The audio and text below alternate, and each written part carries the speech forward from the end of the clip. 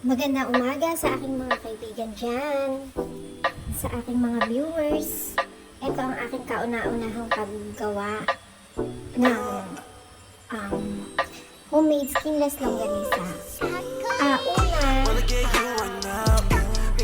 Ngayon lang may order sa akin, pero kasi palagi ako nagbabago sa trabaho.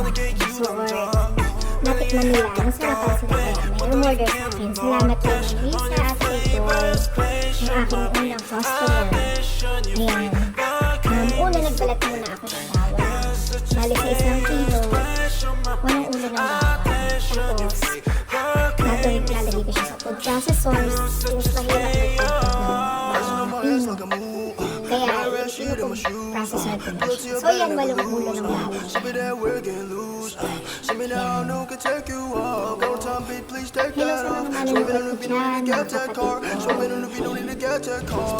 Tapos, ang binibili ko sa palengke ko kundi yung pork mismo. Ang part na pinukuha ko is casing kasi malambot siya. Saka samahan ko lang ng may konting taba.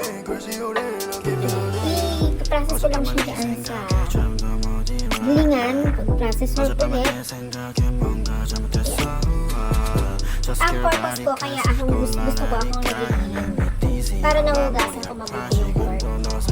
Kasi pag binili mo sa palengke ng giling na, hindi mo na siya masyadong mawawash. Hindi mo na siya mawawash. Unlike pagka ikaw ang magigiling sa bahay, sarili mo, mahugasan mo mainit. Pero di ko naman sinabi na marumi yung mga nabibiling giniling sa palengke. Siyempre, nasa iyo pa rin yun. Kung anong gusto mo, mas prepared mo. Kung yung giniling sa palengke or ikaw ang magigiling sa bahay. Di ba mas okay kung ikaw na lang magigiling? Di bali na nga, kasi kung hindi naman masyadong malakas sa kuryente yung food processor. So yan na, nagiling ko na siya. Ayan na rin yung bawang. Bali 2 kilo yung gagawin ko. Yung 1 kilo kasi pang bahay pa sa amin. Yung 1 kilo naman order sa akin yung kasama ko sa hospital, sa trabaho. Ayan. Minix ko lang yung bawang. Mix mo lang siya. Tapos sama mo na rin yung ibang ingredients like yung asukal, tansyahin mo na lang. Pero yan 1/4 yan eh. Pero hindi ko nilagay lahat. Nagtira akong kaunti. Kasi baka masyadong matamis. Asin yan. Lalagay ka ng asin. Konti lang din. Tansya lang din. Asuka, tsaka oil. Nagsama ko na lang yung suka. Yan. Toyo. Ang gamit kong soy sauce is silver swan. Pero kung ano yung nasa bahay nyo, okay na yun. Paminta. Taktak lang kasi nawala yung takit ng paminta ko. Kaya ganyan ang gawa.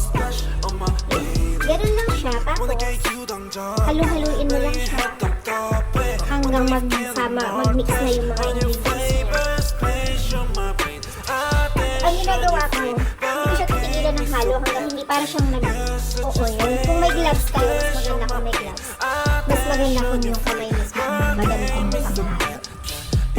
Hanggang makita ko parang nag-oil. Tapos stand mo lang siya, siguro mga 30 minutes. Tapos tikman mo na, yan, okay na. Gawa ng aking skinless homemade longganisa, guys. Tikman nyo yan, masarap. Ayan. O, diba? Ayan ang ginagamit kong pang dispenser.